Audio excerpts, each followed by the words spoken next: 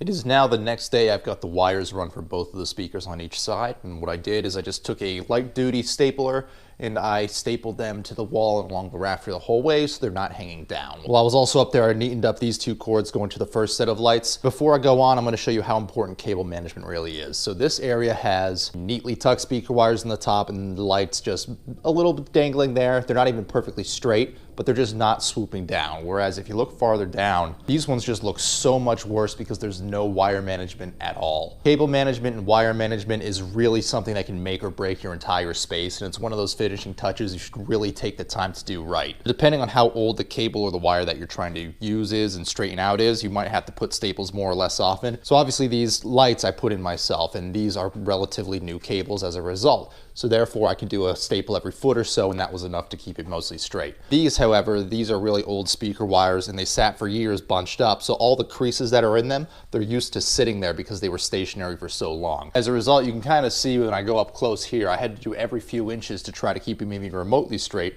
because they just had that tendency to want to twist back to their stored positions. One final thing to note about the stapling, use at least a light duty staple gun. This is a light duty one here. That's about a $10 investment. If you have a regular stapler, it's not going to go into the wood, and also the staples don't hold well into the drywall at all, regardless of what kind of staple gun you use. For that reason over here, what I did is I tacked it back into the side of that trim board on the side of the door. Now that my wires are run, I'm gonna go ahead and hook this up. It's got these old screw connections for the terminals in the back for the speaker wire, and I don't have any extra spade connectors. So I'm gonna fight with this thing for about 40 minutes, and then I'll resume the video after that's all set and ready to go. These speakers are now hooked up and they work, and they are very loud, and it's actually quite enjoyable. Now that those are set up, everything over here is almost complete. I still gotta bolt this down, then most of these miscellaneous items I gotta get put back away.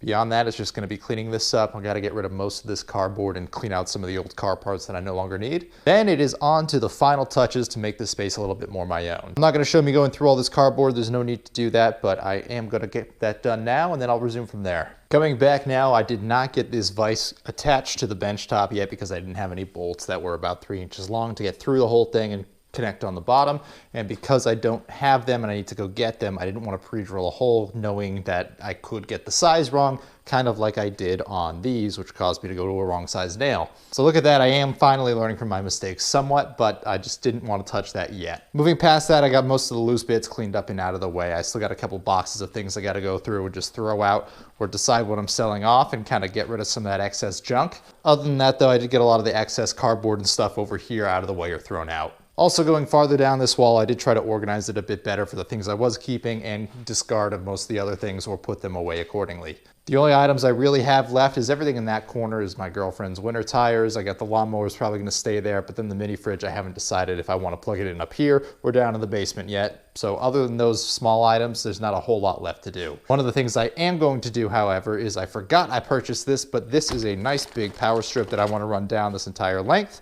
and I'm going to install that now. This power strip is actually a pretty good quality. It's a metal one. It was only $25 on Amazon. I'll put a link to that in the description below as well. The power strip is installed with 4 screws, and because we know the pegboard above it is level, we can just press this up against the pegboard and this will be level as well.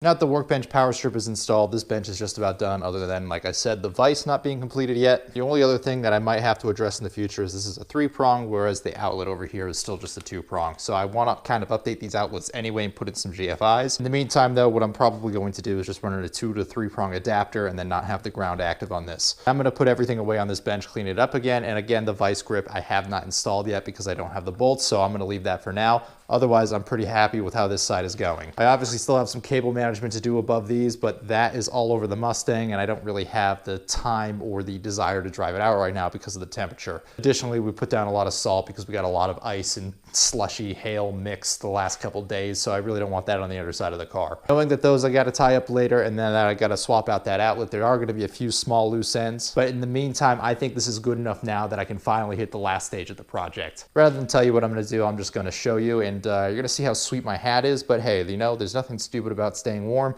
even if your hat is safety cool and orange. Anyhow, let's get to it. If you haven't already figured it out, what I meant by making this space my own was adding a few decorations that are either representative of things I like or that are important to me. For example, I have the Yukon flag for my alma mater, and I've got this pirate flag because, let's be honest, pirate flags are frickin' cool. Moving on, I've got some band artwork, my literal poster car, the Celine S7, which I always love. Oh, stop texting me, I don't have friends. Anyway, here's a couple other things too.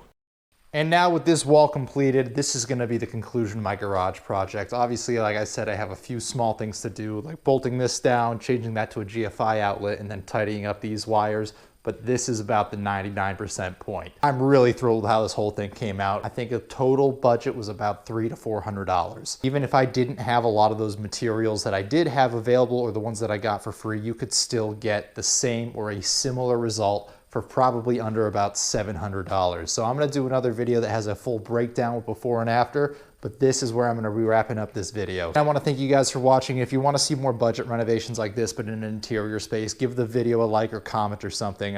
Try not to ask that, but otherwise I don't really have a good way of knowing that people like this more than the other stuff. So with that, I'm wrapping this up. Thanks again for watching, and I hope you enjoyed this series.